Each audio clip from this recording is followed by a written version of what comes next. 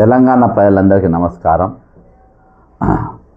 ఈ రోజుకు దాదాపు 5 నెలల నుండి మరి రిటైర్మెంట్ ఉద్యోగుల సమస్యలతో పాటు ప్రజలు సామాన్యులు ఎదుర్కొంటున్న ఏదైతే సమస్యలు ఎదుర్కొంటున్నారో వాటిపైన నిత్యం పోరాడుతూ సంబంధించిన కార్యాలయాల్లో వాటిపైన డిపార్ట్మెంట్లో వాటిపైన ఫిర్యాదులు చేస్తూ వినతి పత్రాలు ఇస్తూ చేస్తున్నటువంటి సుదీర్ఘమైన ఉద్యమంలో ఈరోజు దాదాపు అంటే మార్చి 24 నుండి ఇప్పటి వరకు రిటైర్ అయిన వారి సంఖ్య 24,678కి పెరిగింది. మరి రీసెంట్గా బట్టి విక్రమార్క గారు చెప్పిన లెక్కల ప్రకారం 20,500 మంది రిటైర్ అయ్యిందని గత నెల కౌన్సిల్లో చెప్పిండ్రు. కానీ ఇప్పటి వరకు రిటైర్డ్ అయిన యాజ్ ఆన్ టుడే అంటే మొన్న 28 వరకు రిటైర్డ్ అయినటువంటి ఫిబ్రవరి 28 వరకు రిటైర్డ్ అయినటువంటి వారి సంఖ్య ఎంత అంటే 24,678 మంది రిటైర్డ్ కావడం జరిగింది. అంతేకాకుండా మరి మరణాల సంఖ్య వచ్చేసి 78కి పెరిగింది. మరి ఇక్కడ ఒక అక్క ఇగో రీసెంట్గా ఏఎస్ఐ గారు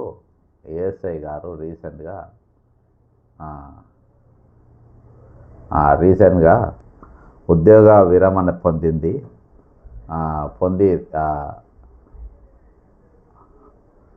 నిన్న మరణించింది. అయితే ఈమెతో కలిపి ఇప్పటికీ 78 మంది మరణించారు. ఈ యొక్క ఉద్యోగ విరమణ చేసి పెన్షన్ బకాయిలు రాక అసూలు బాసిన ఏఎస్ఐ మైసయ్య గారి జీవిత భాగస్వామి అసూలు బాసిన ఏఎస్ఐ మైసయ్య గారి భార్య. మొన్న మైసయ్య గారు చనిపోయింది కదా, డబ్బులు వచ్చినాయి, మొన్నటి దినాన చనిపోయారు. అయితే వాళ్ళ మిస్సెస్ కూడా చనిపోయింది. బుచ్చిరెడ్డి గారు మరణించారు. ఇప్పటి వరకు ఆయనకు ఒక్క పైసా కూడా రాలేదు. ఇంకా 2 కాళ్ళు పోగొట్టుకున్న అంటే ఒక ఆయనకు వచ్చింది, మరి ఈ సార్కి ఇప్పటి వరకు రాలేదు. సూర్యనారాయణ గారికి ఇయాటి వరకు ఒక్క పైసా కూడా ప్రభుత్వం నుండి ఇప్పటి వరకు అందలేదు. చాలా షుగర్ ఉంది, అన్నీ చాలా ప్రాబ్లమ్స్ ఉన్నాయి. ఇవాళ వాళ్ళ కూతురిలో ఉండి ట్రీట్మెంట్ తీసుకునే పరిస్థితి. సరే, ఓవరాల్గా మనం ఈ 5 నెలల పాటు జరిగినటువంటి కొన్ని చూసే ముందు కొన్ని అంశాలు మనం పోయే ముందు ఈరోజు యూనియన్ లీడర్ల పద్ధతి టోటల్ ఓవరాల్గా ఒక సబ్జెక్టు మనము మాట్లాడదాము. దానికంటే ముందు రేవంత్ రెడ్డి గారు ఇటీవల ఒక స్టేట్మెంట్ ఏమని ఇచ్చిండనంటే, నేను శాడిస్ట్ అని చెప్పి, అంటే ఎందుకు ఇట్లా చేస్తుండ్రు అని అంటే ఒక శాడిస్ట్ లెక్క చేస్తున్నా అని చెప్పేసి బాజాప్తా చెప్పుకున్నటువంటి పరిస్థితి ఆయన ఉంది. సరే, ఓవరాల్ ఒక రౌండ్ మాట్లాడదాం. అసలు 2024 నుండి ఇప్పటి వరకు ఏం జరిగింది, ఏమైంది అనేది ఒకటి మాట్లాడదాం. ఇది టోటల్గా తెలంగాణ ఉద్యోగులకు ఒక ఉరే అనుకోవాలి, తెలంగాణ ప్రభుత్వ ఉద్యోగులకు ఒక ఉరే అనుకోవాలి. ఇదంతా నాకు ఒక రిటైర్మెంట్ ఎంప్లాయీ రాసినటువంటి, మీరు అందరు కూడా చదవచ్చు చాలామంది. తెలంగాణ ఉద్యోగులకు ఒక ఉరి లాంటిది. తెలంగాణ ప్రభుత్వంలో దశాబ్దాల పాటు సేవలు అందించి దాదాపు 40 సంవత్సరాల పాటు సేవలు అందించి రిటైర్డ్ అయిన ఉద్యోగుల పరిస్థితి దారుణంగా తయారైంది. మార్చి 24 నుండి నేటి వరకు రిటైర్మెంట్ అయిన వారి సంఖ్య 24,678 మంది ఇప్పటి వరకు ఇప్పటి వరకు రిటైర్డ్ అయినరు. ఉద్యోగులకు తాము దాచుకున్న జీపీఎఫ్ సొమ్ము ఇవ్వడం లేదు. నంబర్ 1 గ్రాడ్యుయేటీ ఎన్కాష్మెంట్, జిఎల్ఐసి, కమ్యూటేషన్తో సహా రావాల్సిన ఏ ఒక్క రూపాయి కూడా ఇవ్వకుండా వేధిస్తుంది. ఇప్పటికీ దాదాపు 74 మంది ఉద్యోగులు మానసిక క్షోభకు గురై మరణించారు. అయినా గొప్పగా చెప్పుకునే ప్రజాపాలన ఇది కనబడడం లేదు, వినబడడం కూడా వాళ్ళకు లేదు, అసలు ఇంటలేరు కూడా. ప్రభుత్వం నెల రంచనగా విడుదల చేస్తామని దాదాపు ప్రతి నెల 700 కోట్ల రూపాయలు విడుదల చేస్తామన్నారు. 10,000 కోట్ల బకాయిలు చెల్లించడానికి రేవంత్ ప్రభుత్వానికి మరో 10 ఏళ్ళు పడుతుంది అనుకుంటా. ఇప్పటి వరకు వందలాది పెన్షనర్లు ఆర్థిక ఇబ్బందులతో బాధపడుతున్నారు.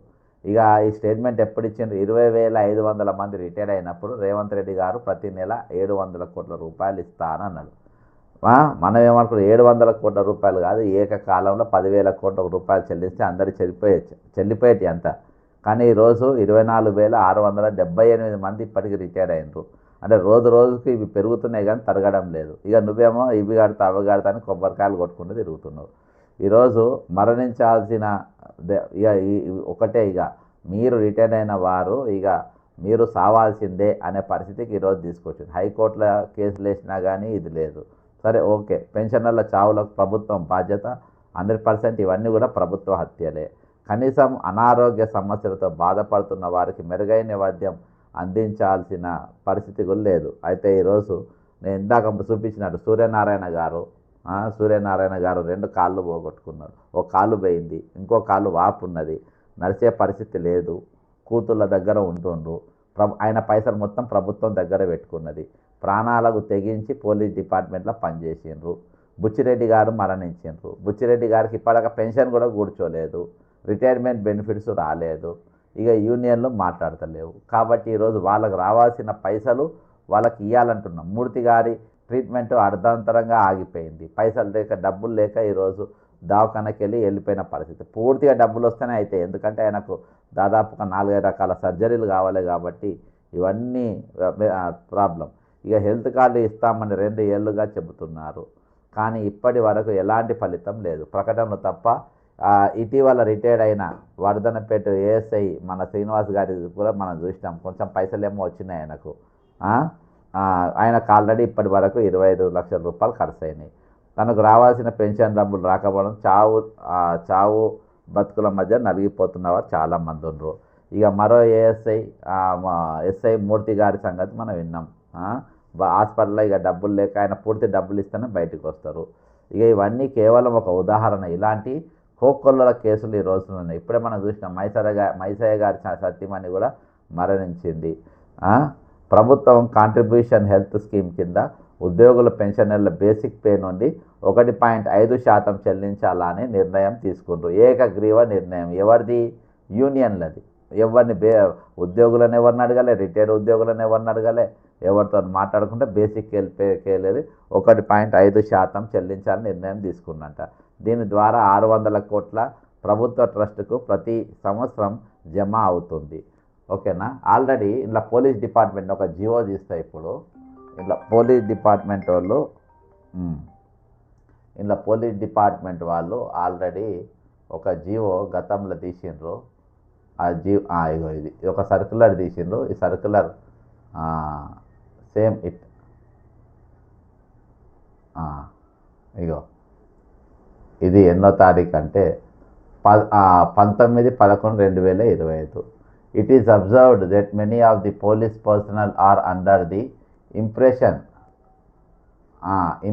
that the monthly subscription amounts made towards Bhadrata, Arogya Bhadrata are one of the same. The following monthly subscriptions are being made are from salaries of the employees towards Bhadrata, Arogya Bhadrata, amount of 1600 per month, recovered from PC, ASI rank, 3200 recovered from the rank of SI, and this amount for Udyoga Bhadrata.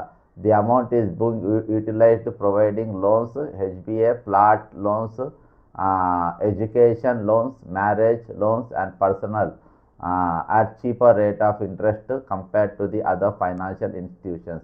And at the same at the time of retirement, the accumulated contribution amount is being returned with an interest of 4.75 within a week from the date of retirement. ఇక ఇప్పుడు ఇక ఇది ఆరోగ్య భద్రత scheme కింద ఎట్లుందో వాళ్ళు మొత్తం ఈరోజు వాళ్ళకి ఇచ్చిండ్రు. అర్థమైందా? ఇక ఆరోగ్య భద్రత ఈ స్కీమ్ ఎంతవరకు పనిచేస్తుంది, ఏం పనిచేస్తుంది, ఏ దవాఖాన పోవాలని నేను గతంలో చెప్పిన. అర్థమైందా? పెద్ద పెద్ద ఆసుపత్రులు లేవని చెప్పి బాజాప్తా ఈ సర్క్యులర్లో ఉన్నది. సేమ్ ఇవే అప్పుడు కూడా పైసలు కట్ చేసుకుంటారు. అర్థమైందా? మళ్ళీ ఆ దవాఖానకి ఈ దవాఖాన ఇప్పుడు కూడా పైసలు కట్ చేసుకుంటారు. బేసిక్ పేకి వెళ్ళి 1.5 కట్ చేసుకుంటామన్నారు. మరి ఈ కథ ఎట్లుంటుంది అంటే ఉద్యోగులతో ఈరోజు చర్చించకుండా ఉద్యోగుల యొక్క సమస్యను మాట్లాడకుండా ఈరోజు ఒకటే వన్ సైడ్ వాళ్ళ ఇష్టం వచ్చినట్టుగా వాళ్ళు మాట్లాడిండ్రు. ఇక సరే, దీని ద్వారా ఇది కూడా గట్టినే ఉంటుంది. ఇది కూడా అక్కడికి వచ్చిన తర్వాత ఇక వేరే కథలు చెప్తారు, వాడుక దొబ్బుతారు, పైసలు డైవర్ట్ చేసుకుంటారు. ఇప్పుడు దాచుకున్న పైసలే దొబ్బుక తిన్నారు మీరు. ఇంకా జీతంలోకి వెళ్ళి కట్ చేసుకున్న పైసలు వీళ్ళు దవాఖానాలో పడితే మీరు రిలీజ్ చేస్తారంటే ఇక ఇక్కడ చెవులో పువ్వు పెట్టుకునే వాడు నమ్మాలి, లేకుంటే ఎవరు నమ్మనికి లేదు. నేను ఈ ఉద్యోగుల అంశం కాకనే కింద ఇంకోటి పెట్టినా, నేను ఒక ఫీల్డ్ మీద పోయినా, అది కూడా నేను మాట్లాడతా. ఒక చెరువు ప్రభుత్వం రేవంత్ రెడ్డి గారు ఏం చేస్తున్నారు అనేది చూపించాను. గరీబుల ఇండ్లు ఎట్లా కొడుతుండ్రు, మీది బడా దొంగలకు ఏ విధంగా కాపు కాస్తుండో అని చూపించే ప్రయత్నం చేస్తా. ఇక దీని ద్వారా 600 కోట్ల రూపాయలు ట్రస్టుకు ప్రతి సంవత్సరం జమ అవుతుంది. కానీ ప్రభుత్వం ఇవ్వాల్సిన 600 కోట్లు విడుదల చేస్తుందా లేదా అనే అనుమానం ఉద్యోగుల్లో నెలకొంది. 101%. ఎందుకంటే దొంగలు ఈరోజు దొంగ ప్రభుత్వం దొంగల లెక్క వ్యవహరిస్తుండ్రు. అర్థమైందా? గరీబోళ్ళ కష్టకాలంలో పనికొస్తాయనుకున్న పైసలు ఈరోజు ప్రభుత్వం మొత్తం వాడేసుకొని వాళ్ళకు హ్యాండ్ ఇచ్చి ఈరోజు దాదాపు 78 మరణాలకు ఈరోజు ప్రభుత్వం దాదాపు 200 దాటిందంట. మన దగ్గర ఫిగర్ చాలామంది చెప్పుకుంటలేరు, 200 పోయిందంట. ఇప్పుడు రిటైర్మెంటే మనం నిన్నటిదాకా 20,500 అని 22,000 అని మనం లెక్కలు వేసుకుంటున్నాం. ఒరిజినల్ లెక్క 24,678 మంది ఇప్పటికి రిటైర్ అయిందంటే ఇక కథ ఎక్కడుందో చూడండి. ఇక అర్థమైందా? కాబట్టి ఈ 600 కోట్లు 1.5 బేసిక్ నుండి కట్ చేసుకుంటే 600 కోట్ల రూపాయలు అయితే ఇవి కూడా ఇస్తారా అంటే 101% ఇయ్యరు. ఇవి ఏమైనా ఎట్లా ఉద్యోగుల నుండి పైసలు రాబట్టుకోవాలి, ఎట్లా దోసుకోవాలి, ఎట్లా వీళ్ళ నాగం చేయాలి అనే ఒక కంకణం కట్టుకుంటూ కానీ ఈరోజు వాళ్ళ పైసలు వాళ్ళకి ఇవ్వాలనే ఆలోచన ప్రభుత్వానికి 101% లేదు. అది పక్కా కనబడుతుంది. ఖర్చు అవ్వదు. కానీ తర్వాత మిగిలిన మొత్తాన్ని ఉద్యోగుల నుండి వసూలు చేసే అవకాశం ఉంది. కానీ మొదలు ఉద్యోగుల నుండి వసూలు చేసి ఆ తర్వాత చేతులు ఎత్తేస్తే ఎలా? మళ్ళీ ఇవాళ ఒక చిట్ ఫండ్ లెక్క తయారైపోయింది ప్రభుత్వం. వాటి కోసం ధర్నాలు పోరాటాలు చేయాలా అని ప్రశ్నిస్తున్నారు ఉద్యోగులు.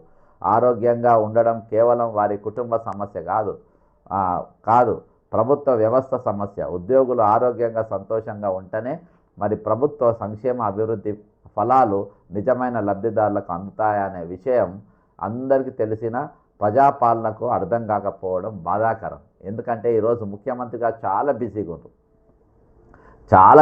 ఎంత బిజీగా ఉన్నారు అంటే పేదోళ్ళ ఇండ్లు కూలగొట్టే పని పైన ఉన్నాడు. ఈరోజు ముఖ్యమంత్రి రేవంత్ రెడ్డి గారు ప్రమాణ స్వీకారం ఏమో బయటికి రాజ్యాంగబద్ధంగా చేసింది, కానీ లోపల చేసిన ఎట్లా చేసినానంటే నిన్న నేను ఒక దగ్గరికి పోయి అక్కడ నేను చూపించిన. ఈరోజు రేవంత్ రెడ్డి అనే నేను ఒక నిమిషం ఈయన ఫోటో తీసేద్దాం నాకు, ఈ పిస్తా ఫోటో మధ్యలో. రేవంత్ రెడ్డి అనే నేను గరీబోళ్ళం బతకనీయ, వాళ్ళు కట్టుకున్న ఇండ్లు గులగొడతా, సామాన్యులు లోన్లలో తెచ్చుకొని కట్టుకున్న బంగ్లాలు కూడా గులగొడతా. ఈరోజు నేను ఎవరిని బతకనీయ. రిటైర్మెంట్ ఉద్యోగులు క్లాస్ 4కి వెళ్ళి క్లాస్ 1 వరకు ఏ ఉద్యోగి అయినా మమ్మల్ని నమ్మి మా దగ్గర దాచిపెట్టుకున్న పైసలు జీఎఫ్ కానీ క్యూమిటేషన్ కానీ లీవ్ ఎన్కాష్మెంట్ కానీ ఏ పైసలైనా మేము దొబ్బుగా తింటాం, వాడక దొబ్బుతాం, ఎవరికి రూపాయి ఇయ్యా. అదే తీరుగా రేపు 1.5% బేసిక్ పేకెళ్ళి ఆరోగ్య భద్రత కోసం ఏవైతే మేము కట్ చేసుకుంటామో 600 కోట్లు అవి కూడా మేము వాడక దొబ్బుగా తింటా. ఈరోజు ప్రజలను క్షేమంగా ఉండనియ్యా, భద్రంగా ఉండనియ్యా అని చెప్పేసి ఇంకొక షాడో ప్రమాణ స్వీకారం కడుపులో చేసుకుంటే ఏందో ఈరోజు ఈ విధంగా వ్యవహరిస్తుంది. ఎవరిని బతకనికి ఇస్తలేరు. ఇల్లు గులగొట్టుడు, జాగాలు కొట్టుకోడు, వాళ్ళ బతుకులు గుంజుకోడు, ఇదే పని తప్ప వేరే పనే పెట్టుకోలేదు. ఈరోజు ఈఎంఐలు కట్టలేక ఇళ్ళు గుంజుకుంటున్నారు. కూలిపోయిన ఇళ్ళకి ఈరోజు ఈఎంఐలు కడతారు. అది నేను చూపెడతా, ఇది అయిపోయినాక. నేను అదొక కథ జరిగింది, ఆ కథ చూపెడతా. కాంగ్రెస్ పార్టీ అధికారంలోకి వచ్చాక దాదాపు 3 లక్షల కోట్ల అప్పు చేసింది. అదే రిటైర్డ్ అయిన ఉద్యోగులు కోసం 10,000 కోట్లు ఒకేసారి ఇచ్చి ఉంటే ఎన్నో ప్రాణాలు పోకుండా ఈరోజు వాళ్ళు ప్రశాంతంగా బతికేటోళ్ళు. అందాల పోటీ కోసం మూసి పునర్జీవం పేరట గాంధీ సరోవర్ కోసం 1,000 కోట్ల రూపాయలు ఖర్చు చేసి వాళ్ళ ఉద్యోగాలకు ఇవ్వడానికి ఎందుకు మనసు రావడం లేదో తెలుస్తలేదు. గాంధీ సరోవర్ అక్కడ ఒక 450 ఇళ్ళు కూడా కొడుతుంటారు. అర్థమైందా? తెలియడం లేదు. మీకు ఇవ్వడానికి ఏ సంక్షేమ పథకం ఆపాలని ఉద్యోగులను అడగడం బెదిరించే ప్రక్రియ భాగమే. రైతు బంధు, రుణమాఫీ, కోత, పెన్షన్ పెంపు, మహిళల పెన్షన్లు, నిరుద్యోగ భృతి ఇస్తలేరు, అవన్నీ రాసుకున్నారు అంతే. పిఆర్సీ వంటి పథకాలు ఎగ్గొట్టి మూసి సుందరీకరణ పేరుతో 4th సిటీ పేర అవసరం లేని పథకాలు తెచ్చి తెలంగాణ ఖజానాకు ప్రజల సంపదను కొల్లగొట్టడం తప్ప 2 ఏళ్లలో చేసింది ఏమీ లేదు. ఉద్యోగులకు ఇచ్చిన ఒక్క హామీ కూడా అమలు కాలేదు. పిఆర్సీ జాడే లేదు. 5 డిఏలు అందరినీ ద్రాక్ష పండ్లు. సిసిఎస్ రద్దు ఏమైంది తెలియదు. 1వ తారీఖు వేతనం వేలాది కాంట్రాక్టు అవుట్సోర్సింగ్ ఉద్యోగులకు అందడం లేదు. ఒకసారి ఉద్యోగులు డిఏల గురించి వీటి గురించి ఉద్యోగ సంఘాలు కూడా క్యాలెండర్ ఓపెనింగ్ అప్పుడు మాట్లాడినప్పుడు అసలు వాళ్ళు ఏం మాట్లాడినరో ఒకసారి మీకు వినిపిస్తా. ఎందుకంటే ఈరోజు ఉద్యోగ సంఘాలకి బరాబర్ ఉంటే ఈరోజు అసలు ఇంత సమస్య ఉండేదే కాదు. ఉద్యోగ సంఘాలు బరాబర్ లేక వాళ్ళు బరాబరు ఉద్యమాలు చేయక ఈరోజు వాళ్ళు ఒక తొత్తుల లెక్క మారిపోయి, ప్రభుత్వానికి తొత్తుల లెక్క మారిపోయి అన్నా తమ్మి అనుకుంటే ఈరోజు ఉద్యోగుల కొంప నింట నిలువన ముంచిన వాళ్ళు ఎవరనంటే ఈరోజు ఈ ఉద్యోగ సంఘాలు చక్కగా లేకనే ఈరోజు ఈ సమస్యలన్నీ. ఇదేనా మనమందరం గాంధీ కుటుంబానికి ఒకవేళ ఆర్థిక అవసరాలు ఉన్నాయి అని అంటే తలా ఓ చెయ్యి వేస్తే తెలంగాణ నుంచి ఒక 1000 కోట్లు పోజేసి ఇవ్వగలిగిన శక్తి ఈరోజు కాంగ్రెస్ పార్టీ కార్యకర్తలకు. గాంధీ ఫ్యామిలీ మళ్ళీసారి ఏంటండి, మనమందరం గాంధీ కుటుంబానికి ఒకవేళ ఆర్థిక అవసరాలు ఉన్నాయి అని అంటే తలా ఓ చెయ్యి వేస్తే తెలంగాణ నుంచి ఒక 1000 కోట్లు పోజేసి ఇవ్వగలిగిన. ఈరోజు ప్రజలకు డిఏలు ఇవ్వనీకి, టీఆర్సీ ఇవ్వనీకి ఉండదు, పిఆర్సీలు ఇవ్వనీకి ఉండదు, రిటైర్మెంట్ ఉద్యోగుల పైసలు ఇవ్వనీకి ఉండదు. కానీ ఈయన దగ్గర అంట ఈరోజు గాంధీ కుటుంబానికంట 1000 కోట్లు ఇవ్వనీకి ఇక ఉద్యోగుల సంఘాలు దొరికినాయి. ఇక వీళ్ళ కథ తోడు, వీళ్ళ కథ తోడు ముఖ్యమంత్రి. ప్రజల పక్షాన ఉద్యమకారులుగా, అధికారులుగా యావత్ తెలంగాణ గెజిట్ అధికారులు 87,000 మంది గెజిట్ అధికారుల పక్షాన, అదేవిధంగా జేఏసీ 15,25,000 మంది ఉద్యోగుల తరఫున మీకు తల వంచి నమస్కారం చేసుకుంటూ, ముఖ్యంగా మేము అడిగేది మీకు తెలియని సమస్య కాదు, మా మీద కింది స్థాయిలో ఆ డిఏ విషయం కావచ్చు, పిఆర్సీ కావచ్చు, హెల్త్ కార్డ్స్ కావచ్చు, సిపిఎస్ కావచ్చు, క్షుద్ర పూజలు చేస్తున్నా వాట్సాప్ లో. కాకపోతే మీరు అతీత శక్తి కాబట్టి మీకేం కాదు, కానీ మాకైతే ఇబ్బందిగా ఉందన్న. మేము అడిగేది ఒకటే, మా సంఘ పరంగా అడిగేవి 3 డిమాండ్లు ఉన్నాయి. మాకు తెలంగాణ గెజిట్ అధికారులుగా ఎక్కడ కూడా సంఘ భవనాలు లేవు, అన్ని సంఘాలకి భవనాలు ఉన్నాయి, ఆస్తులు ఉన్నాయి. తెలంగాణ గెజిట్ అధికారులుగా మేము అంతా కూడా సంచార జాతిలాగా ఉంటాం. ఒక జిల్లాలో 2 ఏళ్ల కంటే ఎక్కువ పనిచేయం. మాకు అయితే 2 సంవత్సరాలు అయిపోయింది కాబట్టి రికగ్నిషన్ ఒకటి అడుగుతా ఉన్నాం సంఘానికి. ఇక మిగతా మా గెజిట్ అధికారుల సంఘం తరఫున మేము ఎప్పుడు కూడా మీకు ఫ్రంట్ ఎండ్ సైనికులు. ఏ స్కీమ్ అయినా ఏదైనా సక్సెస్ చేసే బాధ్యత మాది. అవసరం ప్రింటెడ్ సైనికుల లెక్క అంటారు. మొన్న ఎన్నికల్లో పోలింగ్ ఏజెంట్ల లెక్క పనిచేసింది. మీరు అంతా విన్నారు, ఆ వీడియోలు విన్నారు, మీరు చూసిండ్రు. దాని మీద ఎలక్షన్ కమిషన్కు నేను ఫిర్యాదు కూడా చేసిన. ఈరోజు సైనికుల లెక్క, కార్యకర్తల లెక్క ఉద్యోగ సంఘాలు ఈరోజు ముఖ్యమంత్రులు ఎవరు అధికారం ఉంటే వాళ్ళకు గతంలో ఈ సిపాయిలు బీఆర్ఎస్కు వాళ్ళు బీఆర్ఎస్ కార్యకర్తల లెక్క పనిచేసిండ్రు. ఇప్పుడున్న వాళ్ళు కూడా కార్యకర్తల లెక్కనే, ఆ పార్టీలకు కార్యకర్తల లెక్కనే పనిచేస్తుంది. కానీ ఈరోజు సామాన్యులకు మాత్రం, సామాన్య ప్రజలకు మాత్రం ఈరోజు ఉద్యోగులను మాత్రం కాపాడడంలో మాత్రం ఉద్యోగ సంఘాలు తెలంగాణ వచ్చిన నాటి నుండి నేటి వరకు ఇక పూర్తిగా విఫలమైపోయింది. గతంలో ఇక వీళ్ళు కూడా అప్పుడు 60 మంది ఉద్యోగులు చచ్చిపోయినా కానీ వాళ్ళు ఎవరు మాట్లాడలేకపోలే, ఎవరు కనబడతలేరు. ఏ తెలంగాణ ఏర్పడిన తర్వాత ఈరోజు ఉద్యోగుల విలువ లేదు. ఉద్యోగ సంఘాలు స్వార్థంతో మొత్తం కళ్ళు ముసుకుపోయి ఈరోజు వాళ్ళు బతుకుతున్నటువంటి పరిస్థితి. కనీసం ఈరోజు ఆపోజిషన్లో ఉన్నారు. ఆపోజిషన్ ఉన్నప్పుడైనా గొంతెత్తాలి, నోరెత్తాలి, వాళ్ళ మద్దతు మేము చేయలేకపోయినాం, వీళ్ళతోనే మేము చేపిస్తాం, మేము ఆ తప్పు చేయడం వల్ల ఈరోజు మేము మద్దతు ఇచ్చిన పార్టీలు ఓడిపోయినాయి. వీళ్ళందరూ వెళ్ళిపోయి, ఉద్యోగ సంఘాలు వెళ్ళిపోయి అందరు పదవులు తీసుకుంటూ ఆస్తులు సంపాదించుకున్నారు. ఎమ్మెల్సీలు అయ్యారు, పెద్ద పెద్ద పదవులు తెచ్చుకున్నారు. ఈరోజు ఇంతమంది చచ్చిపోయినా కానీ నోర్లు తెరవని పరిస్థితులలో ఈరోజు వాళ్ళు ఉన్నారు. అర్థమైందా? వీళ్ళందరూ కూడా కారకులే. ఈరోజు ఇప్పుడున్న ఉద్యోగ సంఘాలు ఎంత కారకులో, ఇప్పుడున్న వీళ్ళెంత కారకులో, అప్పుడున్న వాళ్ళు కూడా అంతే కారకులు. ఇద్దరు కూడా ఈరోజు తెలంగాణ ఉద్యోగులను ముంచిండ్రు. తెలంగాణ ఉద్యోగుల మరణాలకు వీళ్ళిద్దరు కూడా కారణాలే. వీళ్ళు కూడా కారకులేగా. వీళ్ళు గట్టిగా ఉంటే ఇవాళ ఈ పరిస్థితి దాపురించేది కాదు. వీళ్ళ స్వార్థం కోసం, వీళ్ళ ఆస్తులు పెంచుకోనికి, వీళ్ళ పదవుల కోసం ఈరోజు తాబేదారులుగా మారి ఈ ఉద్యోగ సంఘాలు ప్రభుత్వాలకు చెంచాగిరి లెక్క మారింది. ఆనాటికెళ్ళి ఈనాటి వరకు జరిగిందదే, జరగబోయేది కూడా అదే. కాబట్టి ఈరోజు ఉద్యోగ సంఘాలు చేయాల్సిన పోరాటం మేము చేస్తున్నాం.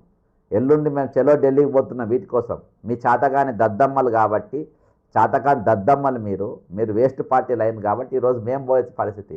ఏడగనవాడుతుంది స్వామి గౌడ్, ఏడగనవాడు. ఇవాళ ఆపోజిషన్లు ఉన్నారు, ఇవాళ కనవాళ్ళగా రోడ్లపైన సెక్రటరీ అక్కడ కనవాడాలి కదా.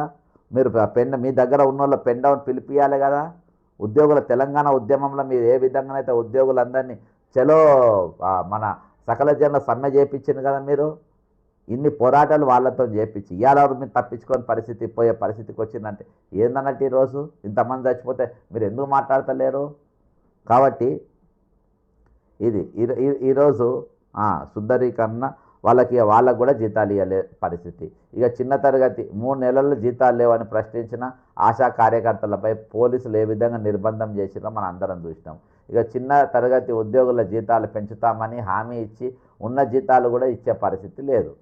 పైగా స్వీపర్కు 2 లక్షల జీతం అని చెప్పి ప్రజలు మొన్న ఈయనతోని ఈరోజు ప్యూన్లకు కూడా లక్షల రూపాయలు 2 లక్షల రూపాయలు అని ఆకునూరు మురళితోని ఏదో కమిషన్ అంటే ఏదో కమిషన్ చైర్మన్ అంటే అదేదో కమిషను రిపోర్ట్ ఇచ్చిందంట. ఈరోజు వీళ్ళ జీతాలు తగ్గియాలని ఆ కమిషన్ రిపోర్ట్ ఇచ్చిందంట. మరి అదేం దిక్కుమాలిన రిపోర్టు నాకు తెలియదు. అర్థమైందా? ఇక ఆ స్వీపర్ కూడా ఈరోజు లక్షల జీతం అని చెప్పి ప్రజలకు దుష్ప్రచారం చేయడం, ఇది రాబోయే రోజుల్లో వేతనాలు పెంచామని చెప్పే బరిదెగింపు. ఇది వచ్చే రోజు మేము జీతమే పెంచామని చెప్పి అంటే పిఆర్సీ కూడా ఇవ్వమనేది, డిఏలు ఇవ్వమని చెప్పేసి ఇదో పరిస్థితి. చివరకు నిష్పక్షపాతంగా ఉండాల్సిన అధికారులు మున్సిపల్ ఎన్నికల్లో గెలుపు కోసం కృషి చేస్తే ప్రభుత్వం కనికరిస్తుందని టెలిఫోన్ కాన్ఫరెన్స్లో ఓట్లు వేయిస్తామని మంత్రి గారికి హామీ ఇచ్చినా ఎలాంటి ప్రయోజనం లేదు. కేవలం కాంగ్రెస్ కార్యకర్తలుగా పనిచేస్తూ ఉన్న కొందరి ఉద్యోగుల స్వప్రయోజనాల కోసమే అని తేలిపోయింది. అది మనం విన్నాం. రిటైర్డ్ అయ్యాక ఆనందంతో కుటుంబ సభ్యులతో గడపాల్సిన పెన్షనర్లు మానసిక ఆందోళనకు గురై ఇందిరా పార్క్ వద్ద జిల్లా కలెక్టర్ కార్యాలయం, సచివాలయం, అర్థమైందా, ఇట్లా ఎన్నో బంధులు ఇవన్నీ ఎవరు చేయాల్సింది? కొన్ని చూపెడతాయి ఎన్నిసార్లు అరెస్ట్లు అయినరు, ఎన్నిసార్లు పోరాటాలు చేసిండ్రు. ఈరోజు వాళ్ళు చేయకపోతే వీళ్ళెట్లా మాట్లాడిన మొన్న బీజేపీ టెంట్ వేస్తే బీజేపీ టెంట్ వేసినా అక్కడ ధర్నాకు పోయిండ్రు. వాళ్ళు ఏదో చేస్తామంటే ఇక ఆడ కూడా గద్దె దింపాల్సిన అవసరం వచ్చిందని చెప్పి మనం చేస్తా ఉన్నాం. ఇంకా విషయం కూడా చెప్తా ఉన్నాం. గవర్నర్ గారికి ఇచ్చాం. ఇవాళ గౌరవనీయులు మరి బక్కా జర్సన్ గారు ఒక సామాజికవేత్త, ఇవాళ వారు తీసుకున్నటువంటి కాజ్ రిపోర్ట్ ఇవాళ మాకు ఆల్రెడీ 16,80,000 కోట్ల రూపాయలు మాకు మంజూరై ఉన్నాయి. ఇవాళ ఆ డబ్బులు ఎక్కడ పంపించమని మేము అడుగుతా ఉన్నాం. ఇవాళ మాకు రావాల్సిన డబ్బులు అర్థమైందా? అక్కడికి పోయిండ్రు. సుధాకర్ రెడ్డి గారు కూడా పోయిండ్రు ధర్నాలకు. ఎక్కడ ధర్నాలు పెడితే అక్కడ ధర్నాలో పోయిండ్రు. అర్థమైందా? బీజేపీ వాళ్ళ ధర్నాలో పోయిండ్రు. ఇందులో మొదటి నుంచి ఒక సామాజిక కార్యకర్త బక్కా జర్సన్ గారు కూడా ఉన్నారు. వారికి కూడా ప్రత్యేకంగా ధన్యవాదాలు. మరి మీ అందరినీ నేను కోరుకునేది సభాముఖంగా ఒక్కటే సార్,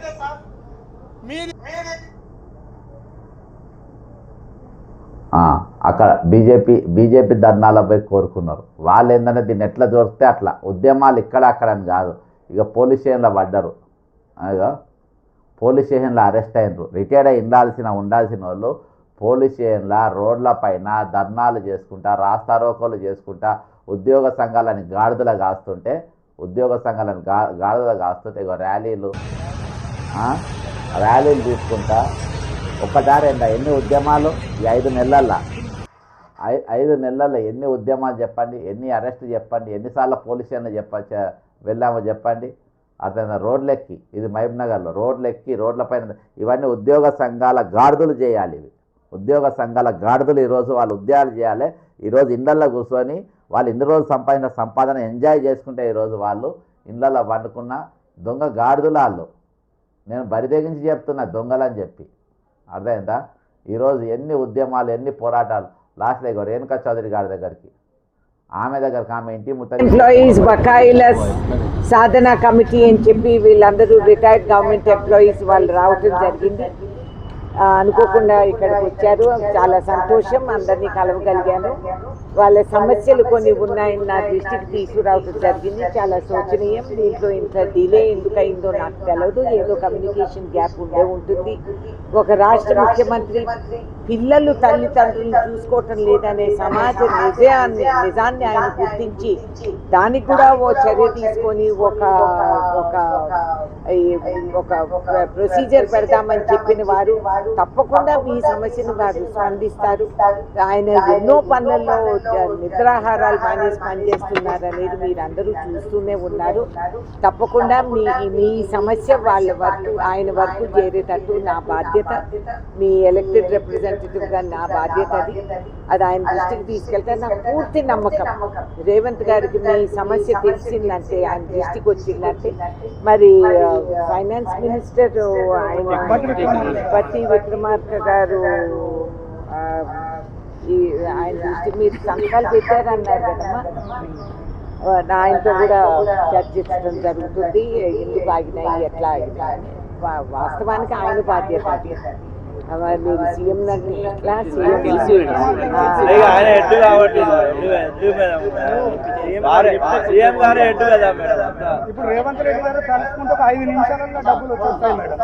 మంచిది, ఆ నమ్మకం మీకు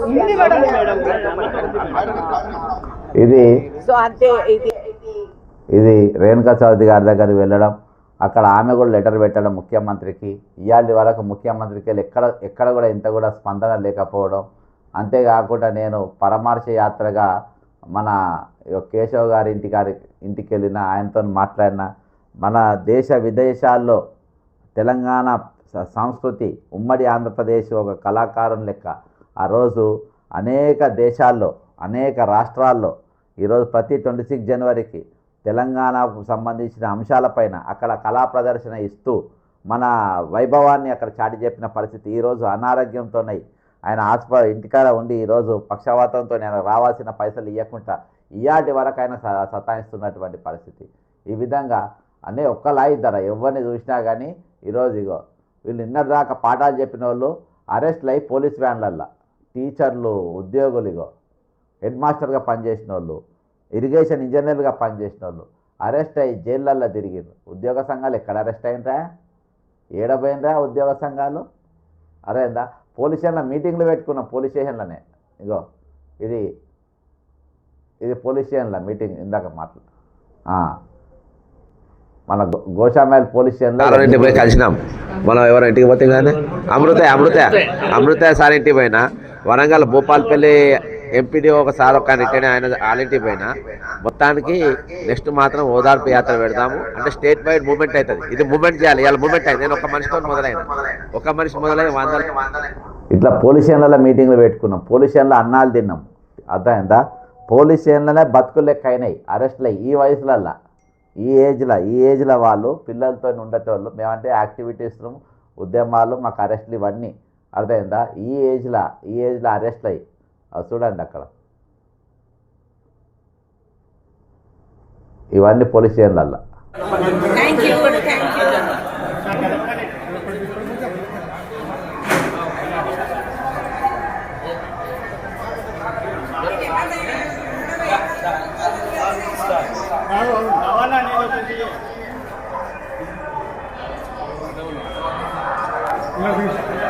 ఇట్లా పోలీస్ స్టేషన్లో అరెస్ట్ అవ్వకుండా కేసులు పెట్టుకుంటా. అర్థమైందా? ఎంతమంది మహిళలుగో చూడు, నిన్న చదువుకున్న వాళ్ళు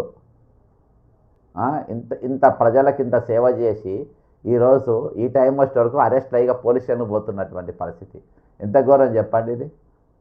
ఈ వయసులో 5 నెలలకెళ్ళి ఒక సుదీర్ఘ పోరాటం అయినా కానీ ప్రభుత్వం సంఘాలు తప్పించుకున్నాయి, దొంగల లెక్క తప్పించుకొని పారిపోయినా కానీ ఇగో సిద్దిపేటకు పోయినాం, ఆడ మీటింగ్ పెట్టినాం. నల్గొండ పోయినాం, ఆడ మీటింగ్ పెట్టినాం. మహబూబ్ నగర్ పోయినాం, అక్కడ మీటింగ్ పెట్టినాం. అర్థమైంది? ఆడ ధర్నాలలో పాల్గొన్నాం. ఒక్క దగ్గర కాదు, ఎన్నో ఉద్యమాలు. రేపు అమృతయ్య గారు చనిపోతే వాళ్ళింటికి పోయినాం. అమృతయ్య గారు కోర్టు ఆర్డర్ ఇచ్చింది, ఇక్కడనైతే హైకోర్టు ఆర్డర్ ఇచ్చింది వాళ్ళ డబ్బులు వాళ్ళకి ఇచ్చేయాలని. అదేమంట 8 వారాల్లో ఇవ్వాలని, 12 వారాల్లో ఇవ్వాలని, 16 వారాల్లో ఇవ్వాలని, వాళ్ళ డబ్బులు వాళ్ళకి ఇవ్వమని హైకోర్టు ఆర్డర్ ఇచ్చిన ఇయాటి వరకు ఆర్డర్ వాళ్ళు పాటించలేదు. అంతేకాకుండా మరి ఆర్డర్ పాటించడం పక్కన పెట్టేయండి. ఇక కంటెంప్ట్ కోర్టు వేస్తే కంటెంప్ట్ కూడా వాయిదాలు వేస్తున్నారు. ఒక్కరు 3 కంటెంప్ట్లు వేసింది ఇయాటికి. ఇదో విచిత్రమైన వ్యవస్థ నడుస్తుంది ఈరోజు. ఇన్ని వేసినా కానీ ఈరోజు వాళ్ళ పైసలు ఇచ్చేది లేదన్నట్టుగా ప్రభుత్వం వ్యవహరిస్తుంది. ఇక మన ఈ ముఖ్యమంత్రి, ఈ పెద్దలు, ఈ లంగా పెద్దలందరూ ఈరోజు ఇష్టానుసారంగా, అంటే వీళ్ళ ప్రాణాలంటే కానీ వీళ్ళు మనుషులని కానీ ఈరోజు ఇంత కూడా విలువ లేకుండా వాళ్ళు పని చేస్తున్నట్టు పరిస్థితి. ఇక ఉద్యోగ సంఘాలు ఎన్ని ఉద్యమాలు చూడండి, ఒకటి కాదు, 2 కాదు. ఎన్నో ఉద్యమాలు, ఎన్నో పోరాటాలు, అర్థమైందా? ఎప్పుడు పోరాటాలే ఇక ఊపిన ఉద్యమంగా. ఇప్పుడు ఎట్లయిపోయిందంటే రిటైర్డ్ ఉద్యోగులు ఇప్పుడు యూత్ కాంగ్రెస్ టీఆర్ఎస్లో ఉన్న వాళ్ళ కంటే ఎక్కువ పనిచేసేటట్టుగా అయ్యారు. ఇక ఇది భువనగిరి ధర్నాలు, ఇది ఒక్కొక్కరు ఆవేదన చూడండి. పెన్షన్దారులకు చెల్లించవలసిన బకాయిలు మరి చెల్లించకుండా విశ్రాంత ఉద్యోగులు అంటే అదేందా ఒక్క దగ్గర కాదు. ఈరోజు వాళ్ళు ఆరాంగా ఇళ్ళల్లో ఉండాల్సిన వాళ్ళు ఈరోజు రోడ్లెక్కి ధర్నాలు చేసుకుంటా రోడ్లెక్కిన పరిస్థితి వాళ్ళు. ఇది ప్రభుత్వం ఈరోజు ఏదైతే చేస్తుందో ప్రభుత్వం వ్యవహరిస్తున్న తీరు ఇది. అదేందా ప్రభుత్వం మరి రాజ్యాంగ భద్రత ఉన్న ఉద్యోగులకు కేటాయించిన పైసలు కాగిరిపోర్ట్లో ఉన్నాయి, మరి వాళ్ళ జేబులకు ఎందుకు పోలేదు? ఎటు డైవర్ట్ అయినాయి అంటే ఎక్కడెక్కడ డైవర్ట్ అయినా కూడా తీసిన. మిస్ వరల్డ్కు మీ పైసలే వాడిండ్రు, కోడంగల్ లిఫ్ట్ ఇరిగేషన్ మీ పైసలే వాడిండ్రు, మూసిక. అదేందా ఇట్లా ఒక్క దగ్గర కాదు, ప్రతి దగ్గర ఈరోజు ప్రతి దగ్గర ఇక గవర్నర్ ఇంటి ముందు 15 నిమిషాల పాటు అక్కడ మాట్లాడి ఉద్యోగ సమస్యలు చెప్పమని చెప్పి ఇలా గవర్నర్ కూడా కొత్త గవర్నర్ వచ్చింది. కొత్త గవర్నర్కు రేపు మళ్ళీ ఇంకొక రిప్రజెంటేషన్ ఇస్తా. కొత్త గవర్నర్ అంటే ఆయన ఎప్పుడు జాయిన్ అవుతాడో తెలియదు. కొత్త గవర్నర్ కూడా మళ్ళీ కలిసే ప్రయత్నం చేద్దాం. కొత్త గవర్నర్ కూడా మరి రీప్రజెంటేషన్ ఇచ్చే ప్రయత్నం ఖచ్చితంగా మనం చేయాల్సిన అవసరం ఉందని చెప్పేసి మనం చేసినాం. అంతేకాకుండా ఇగో ఈయన ఏఎస్ఐ శ్రీధర్ గారు ఈయనకు 4 బ్లాకులు ఉన్నాయి హార్ట్లో, 3టికి ఆపరేషన్, 4వ దాన్ని కూడా వాళ్ళ పిల్లలు ఇక అక్కడ ఇక్కడ అప్పులు తెచ్చి ఆపరేషన్ చేయించినటువంటి పరిస్థితి శ్రీధర్ గారిది. అయినా కానీ ఆయన ఉద్యమాలు వస్తాడు, ఎక్కడ బంద్ ఉన్నా వస్తాడు, ఎక్కడ మనము ఏ పిలిపించినా వచ్చి ఆ ఉద్యమంలో పాల్గొంటాడు. ఇవాళకి వాళ్ళ రిటైర్మెంట్ ఇంతమంది ఇన్ని గాథలు. ఏ మనిషివా ముఖ్యమంత్రి నువ్వు? ఏ మనిషివా? ఇవాళ నువ్వు బట్టి విక్రమార్క నీ కొడుకు పెళ్లి రంగరంగ వైభవంగా చేసుకున్నావు. దేశ విదేశాలకి అందరినీ ప్రముఖులను పిలిపించుకున్నావు, అందరు పెద్ద ఎత్తున పెళ్లి చేసుకున్నావు. అర్థమైందా? నువ్వు ఒక 4 పెళ్ళిళ్ళు లెక్క 4 పెళ్ళిళ్ళంతా పెళ్ళి ఎంగేజ్మెంటే నీ కొడుకుదైంది. ఇక దాదాపు 100 పెళ్ళిళ్ళు చేసి అంత పెళ్ళి నీ కొడుకుదైంది నిన్న. ఇక మందిళ్ళలోనేమో నీ ఇళ్ళలో పెళ్ళిళ్ళు విందులు వినోదాలు అయితే, మందిళ్ళలోనేమో ఈరోజు అర్ధనాదాలు సావు కేకలా. ఇదా మీ పాలన? ఇదా నీది? ఇంత దౌర్భాగ్యమైన పరిస్థితి ఈరోజు ఉన్నది.